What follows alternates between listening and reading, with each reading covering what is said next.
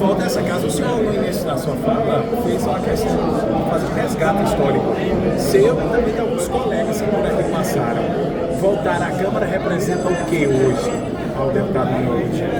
Pois é, voltar à tribuna, né, Márcio? Depois de 21 anos, tive a honra de começar nessa casa em 1993, fui vereador 3 vezes, participei de comissões, de lideranças, fui presidente da casa também, e saí daqui exatamente para uma eleição em 2002, uma eleição quase impossível para deputado estadual, e elegi uma grande força política da cidade de Campina Grande. Um momento de emoção, de reencontro com a casa, com servidores daquela época, né, com vereadores daquela época também, né, outros que continuam, que vêm daquela época, mas que continuam, porque a casa de Félix Araújo é uma casa em que, onde você chegar nesse Brasil, é uma casa que ela é conhecida, né, pelo nível, pela grandeza dos seus representantes, dos seus debates e da própria cidade.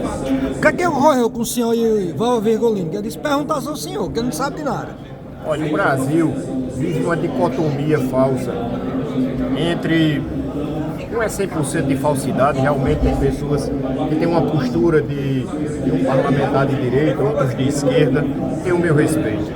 Agora, tem figuras que utilizam esse tipo de discurso para ir se reelegendo. Nas redes sociais, na mídia é uma coisa, no comportamento interno é outra.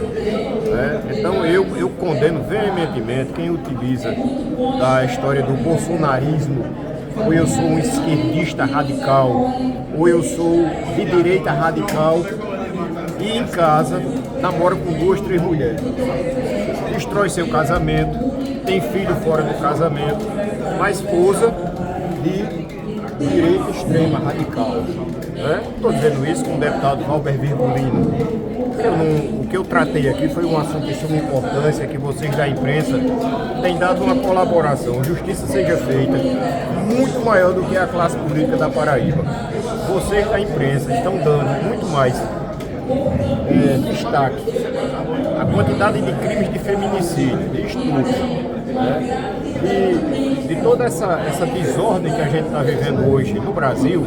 A imprensa tem chamado a atenção dos poderes públicos muito mais do que o próprio interesse do parlamento. Eu digo a vocês porque na Paraíba não se fala outra coisa a não ser política partidária. Então, tudo isso aqui que eu extraí foi da imprensa. Ora, o Brasil tem 320 crianças e adolescentes diariamente sendo estupradas. Desses, em cada 10, em cada 100, apenas 7 procuram a polícia ou algum meio de proteção. Os demais ficam com medo. Todos os dias a gente encontra o escândalo de uma criança que está sendo estuprada, de uma mulher vítima de feminicídio. Então eu, lendo algumas matérias do Senado da República, observei que o senador Estevam Marinho Valentim, aliás, aqui do Rio Grande do Norte, ele entrou com um projeto de lei que já foi aprovado no Senado e agora está na Câmara Federal. Ele trata de definições mais rigorosas para serem aplicadas com os condenados com essa prática de crime.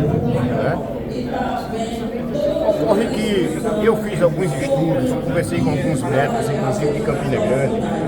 É importante, é um avanço, porque aqui na Paraíba, aqui no Brasil, o crime de estupro, o crime contra vulnerável, o feminicídio, ele tem a pena de reclusão. O senador Estevam Valentim, ele avançou com a proposta para que, no caso de reincidência, esse cidadão ele faça a opção ou de cumprir a pena de reclusão ou de fazer um tratamento químico ou cirúrgico para diminuir a sua libido, seu desejo sexual. Castração? A lei chama castração química ou cirúrgica. O senhor é a favor disso? Eu sou a favor mais do que isso. A favor de quê? Sou a favor da castração geral, já é discutida. Então assim, não tem outra forma, porque a castração química é através de medicamentos. Esses medicamentos, se houver descontinuidade do tratamento, o cidadão ele volta do mesmo jeito para a rua para cometer crimes. Você tratar um psicopata não é fácil. Ele vai tomar essa medicação ou não, ele vai cumprir uma reclusão, depois vem um regime de progressão daqui a pouco ele está na rua, do lado da própria vítima. E essa vítima vai ter sequelas pro resto da vida. Então, alguns países, como a Alemanha, a França, né, entre outros, já tratam dessa política aplicando realmente. E a diminuição desse tipo de crime foi enorme. Basta você fazer os estudos sobre isso. Eu estou indo além. Estou propondo que a Assembleia mande um documento, um requerimento, claro que com os estudos necessários, ao Senado da República, para que possa incluir a castração definitiva desse cidadão, né? No caso de reincidência. No caso de reincidência não tem outro remédio, é a castração definitiva, ou seja, esse cidadão ele perder totalmente o desejo sexual, né? E ainda assim cumprir a sua pena de reclusão, está alijado da sociedade. Só sabe isso quando você conversa ou quando você chega perto de uma criança que foi violentada, que foi estuprada, que vai carregar aquilo para o resto da sua vida. Né?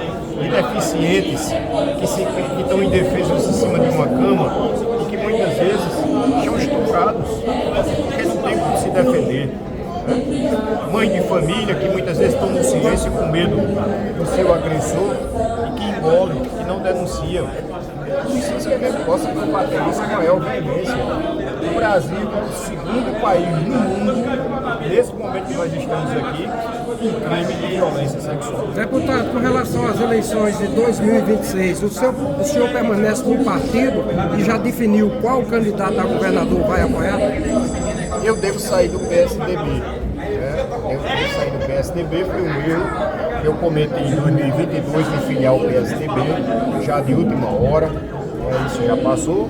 Então eu estou fazendo parte de um grupo de pré-candidatos à Assembleia, basicamente de ex-prefeitos, de vários municípios do estado da Paraíba, e nós estamos conversando, já conversamos com o Podemos, conversamos com o prefeito Cícero Lucena, conversamos com o senador veneziano. Vamos aguardar as definições. Até o dia 1º de outubro, o Senado Federal tem que analisar o veto do presidente Lula com relação ao aumento do número de deputados para que a Paraíba não perca os seus 2 deputados federais, consequentemente 6 estaduais. Então vamos aguardar esses acontecimentos, a gente tem até abril para se definir. O certo é que no PSDB, infelizmente, eu não posso ficar. Com relação ao candidato a governador?